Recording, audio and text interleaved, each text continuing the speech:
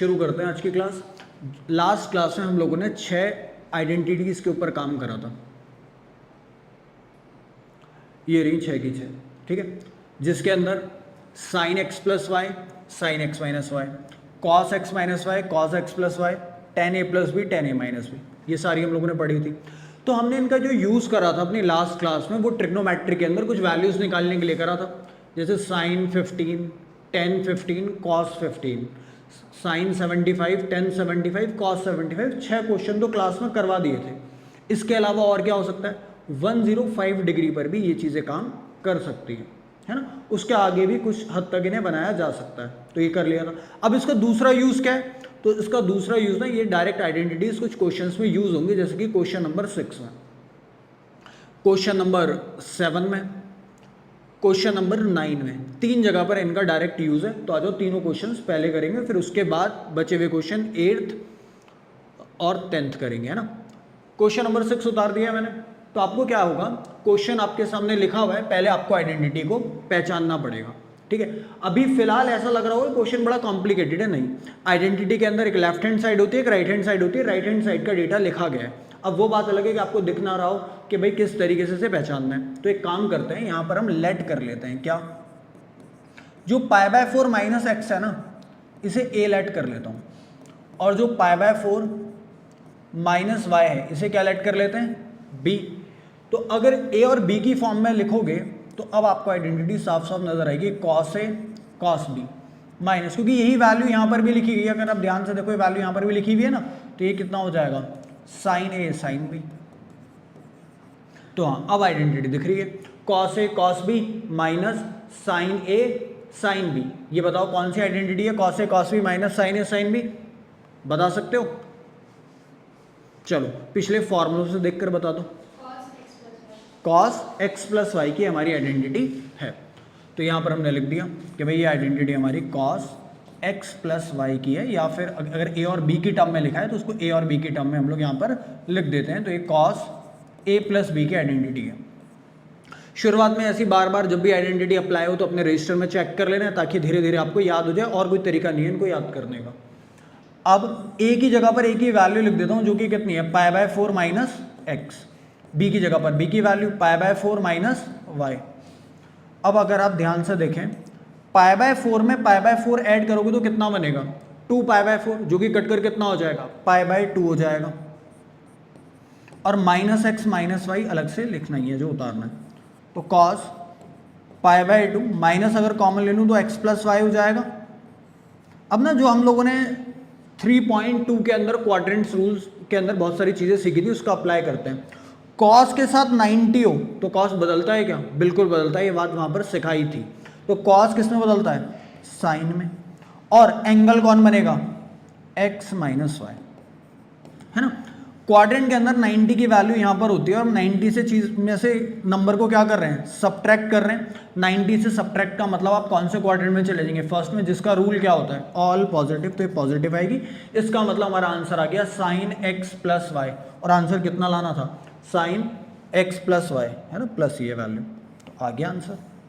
तो इस तरीके से आइडेंटिटी का आपको यहाँ पर यूज करना है। हाँ, हो सकता है कि शुरुआत में आप ना पहचान पाए, क्योंकि इस तरीके से फॉर्मेशन है, तो आप ए और बी की मदद से लेकर इसे लिख सकते हैं। उतारिए, जैसे हमने क्वेश्चन नंबर 6 करा ना, सेम इसी पैटर्न पर क्वेश्चन नंबर 10 है। तो इसलिए 6 के बाद हम डायरेक्ट कौन सा क्वेश्चन कर रहे हैं, क्वेश्चन नंबर 10 कर रहे हैं।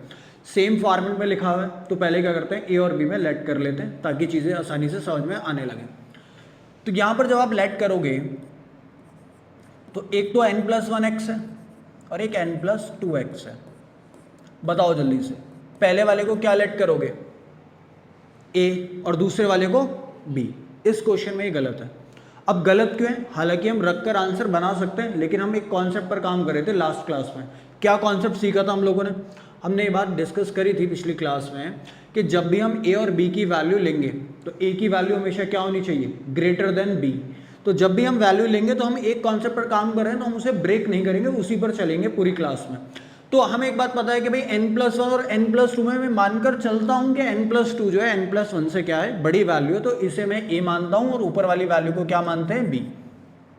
क्या रिवर्स में मान लेंगे तो कोई गड़बड़ हो जाएगी, नहीं, गड़बड़ कुछ नहीं होगी, आंसर लास्ट में नेगेटिव में आएगा, उसे बाद में पॉजिटिव किया जा सकता है।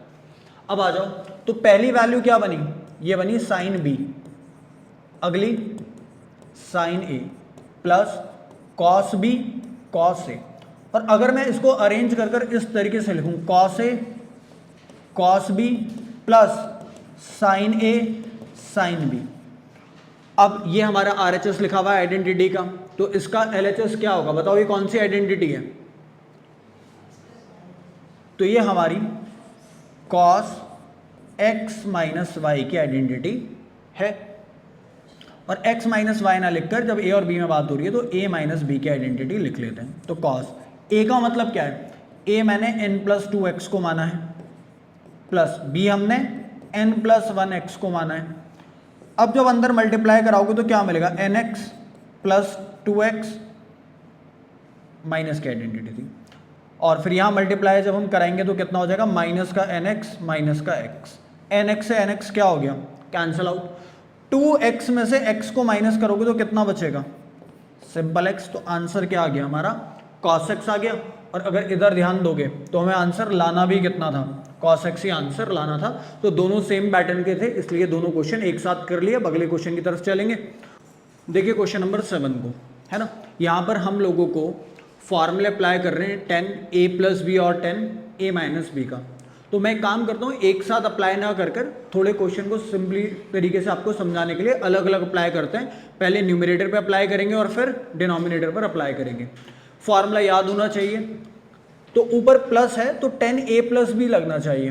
10a प्लस बी का फॉर्मूला क्या है? लास्ट क्लास में लिखवाया था, 10a प्लस 10b अपॉन में 1 माइनस 10a 10b। तो जब आप इसे 10 पाई बाय 4 प्लस एक्स में अप्लाई करेंगे तो ये होना चाहिए 10 पाई बाय 4 प्लस 10x, और अपॉन में वैल्यू क्या हो जाएगी? 1 माइनस 10 पाई बाय 4 10x। शुरुआत से इस बात को सीखते हुए आ रहे हैं कि अब वैल्यूज डिग्री में नहीं होती, रेडियन में होती हैं। पाई बाय 4 का मतलब कितना होता है? 45 डिग्री, और 10 45 की वैल्यू कितनी होती है? 1। तो उस वैल्यू को मैं यहाँ रख देता हूँ कि भाई ये जो हमारी वैल्यू है 10 पाई बाय 4 ये 1 है, तो ये बना 1 प्लस 10x, और इसी तरीके से डिनोमिनेटर बना 1 माइनस 10x, क्योंकि ये वैल्यू तो हमारी 1 हो जाएगी। जैसे न्यूमरेटर में अप्लाई करा वैसे डिनोमिनेटर में अप्लाई कर दो पाई बाय 4 माइनस एक्स के लिए। अब माइनस का फार्मूला क्या होता है? तो माइनस का फार्मूला होता है 10a माइनस बी का फार्मूला होता है 10a माइनस 10b अपॉन में 1 प्लस 10a 10b। a यहाँ पर पाई बाय 4 है, b यहाँ पर x है, तो 10 pi by 4 minus 10x 1 plus 10 pi by 4 10x। 10 pi by 4 की वैल्यू 1 थी तो हो गया 1 माइनस 10x अपॉन में 1 प्लस 10x। न्यूमरेटर और डिनोमिनेटर हमने अलग अलग सॉल्व कर लिया। अब वापस से देखते हैं, तो ये दोनों आपस में फ्रैक्शन में थे, मतलब फर्स्ट वाला आंसर 1 प्लस 10x अपॉन में 1 माइनस 10x, इसके साथ होल अपॉन में था 1 माइनस 10x अपॉन में 1 प्लस 10x। अब नॉर्मल सी बात है, डिवाइड को हटाएंगे और किस में कन्वर्ट कर देंगे? मल्टीप्लाई में कन्वर्ट कर देंगे। और जब मल्टीप्लाई में कन्वर्ट करोगे तो टर्म क्या हो जाएगी? रेसिप्रोकल हो जाएगी ना भाई। 1 प्लस 10x ऊपर चला जाएगा और 1 माइनस 10x कहाँ आ जाएगा? डिनोमिनेटर में। मल्टीप्लाई करा लो, दो सेम नंबर की मल्टीप्लाई कराओगे तो क्या होगा? 1 प्लस 10x का होल स्क्वायर अपॉन में 1 माइनस 10x का होल स्क्वायर। और इससे तो नॉर्मल सी बात है कि भाई दोनों पर स्क्वायर है, इसका मतलब ये चीज़ को आप कैसे लिख सकते हो? 1 प्लस 10x 1 माइनस 10x का होल स्क्वायर। और देखो यही आंसर चाहिए था। तो पिछली क्लास में जो 6 फॉर्मूले पढ़े थे उन 6 फॉर्मूलों का यूज़ क्या है? या तो वो वैल्यू निकालने के काम आएंगे, जैसे 10 15 cot 15 ये सब, या फिर उस पर डायरेक्ट पेपर में क्वेश्चन आएगा। तो फॉर्मूले याद होने चाहिए। और देखो एक और इंपॉर्टेंट बात, ट्रिग्नोमेट्री का फॉर्मूला सिर्फ और सिर्फ चैप्टर 3 में काम नहीं करेगा, यहाँ तो यूज होगा ही होगा। इसके अलावा आगे जब हम टॉपिक्स पढ़ेंगे ना वहाँ पे भी इन फॉर्मूलों का डायरेक्ट यूज है। प्लस क्लास 12th की पूरी जो मैथ्स है उसके अंदर मैक्सिमम टॉपिक्स के अंदर जहाँ पर भी ट्रिग्नोमेट्री के फॉर्मूलों का यूज होगा तो वो कौन से वाले यूज होंगे? क्लास 11th वाले, तो इसलिए इनको याद कर कर चलना। ऐसा ना हो कि अभी सोचो कि अरे ट्रिग्नोमेट्री में तो काम आ रहे हैं, याद नहीं भी होगे तो क्या ही फ़र्क पड़ेगा, बहुत बड़ा फ़र्क पड़ेगा, है ना। जब 3.2 पढ़ी थी तो जो फॉर्मूले सीखे थे क्वाड्रेंट से रिलेटेड, उसी के ऊपर क्वेश्चन है ना। कुछ बातें याद दिला दो, क्या कि अगर कभी भी ट्रिग्नोमेट्रिक फंक्शन के साथ π/2 और 3π/2 होता है तो उसे हम लोग क्या करते हैं, चेंज करते हैं। और अगर कभी पाई और 2π होता है तो उसके अंदर हम कोई भी बदलाव नहीं करते हैं। ये सारी बातें क्लियर थी। दूसरी बात, ट्रिग्नोमेट्रिक फंक्शन का जो आंसर होगा वैल्यू का, वो पॉजिटिव आएगा या नेगेटिव है, क्वाड्रेंट पर डिपेंड करता है। पहले क्वाड्रेंट का क्या रूल था, ऑल पॉजिटिव। सेकंड क्वाड्रेंट में साइन एंड कॉसेक, थर्ड के अंदर टेन एंड कॉट, और फोर्थ के अंदर कौन था, कॉस और सेक। 0 और 2π यहाँ पर, 90 यहाँ था पाई, और 3π/2। ये सारी बातें अच्छे से डिस्कस कर चुके हैं। अब आओ देखो, वहाँ पर भी याद बताई थी कि अभी जब हम सीख रहे हैं तो छोटे छोटे पॉइंट्स पर सीख रहे हैं, बाद में इसका इस्तेमाल एक पूरे क्वेश्चन में होगा जहाँ पर छोटे छोटे पॉइंट्स में यूज़ करके एक बड़े क्वेश्चन का हम लोग सॉल्यूशन करेंगे। अब पहले बात हम सिर्फ इसको देखेंगे, cos पाई प्लस एक्स। तो cos के साथ पाई है, और देखो यहाँ क्या लिखा है, अगर पाई होता है तो कोई बदलाव करना होता है क्या, कोई बदलाव नहीं करना होता। cos कौन रहेगा, cos ही रहेगा। ये हमेशा एंगल बनता है जो सेकंड टर्म होती है, यानी कि x हमारा एंगल। अब सवाल ये है cos x साथ हो गया, cos x पॉजिटिव आएगा या नेगेटिव, तो यहाँ क्या लिखा है, पाई प्लस एक्स। देखिए पाई है ना, इसमें प्लस कर रहा हूँ प्लस, तो कौन से क्वाड्रेंट में पहुंच जाऊंगा, थर्ड क्वाड्रेंट में। और थर्ड क्वाड्रेंट में लिखा है टेन और कॉट पॉजिटिव होते हैं, बाकी सब क्या होते हैं, नेगेटिव। तो इसका मतलब ये वैल्यू कैसे आने वाली है, नेगेटिव। cos माइनस एक्स, ये तो आप लोगों को मैंने डायरेक्ट फॉर्मूला लिखवाया था, क्या कि अगर कभी cos माइनस एक्स हो तो वो किसके इक्वल होता है, पॉजिटिव के cos x में। और यही किसके साथ था, sec minus x is equals to positive of sec x। बाकी सब में अगर माइनस का साइन हो तो वो बाहर आएगा। मतलब अगर मैं कहने लगूँ कि साइन माइनस एक्स, तो ये क्या रहेगा, ये माइनस ऑफ साइन एक्स होगा। तो चार ट्रिग्नोमेट्रिक रेशियो का अगर एंगल नेगेटिव है तो उनका माइनस बाहर आ जाएगा, कॉस और सेक का माइनस बाहर नहीं आता है। तो इस वैल्यू को यहां रखोगे तो डायरेक्ट आंसर कितना आ जाएगा, कॉस एक्स। इसका आंसर आप लोग मुझे बता सकते हो क्या होगा, बताओ। साइन के साथ पाई है तो बदलूंगा क्या साइन को, नहीं बदलेंगे। अच्छा, क्वाड्रेंट कौन सा होगा, पाई माइनस एक्स का। पाई ये रहा, माइनस करो तो कौन सा क्वाड्रेंट में पहुंच जाओगे, सेकंड।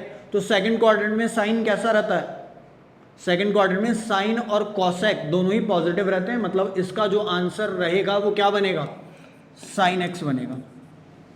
कॉस के साथ 90 है, अगर 90 हो तो आप चेंज करते हैं। कॉस किस में चेंज होता है, कॉस चेंज होता है साइन में। कॉस किस में चेंज होता है, साइन में।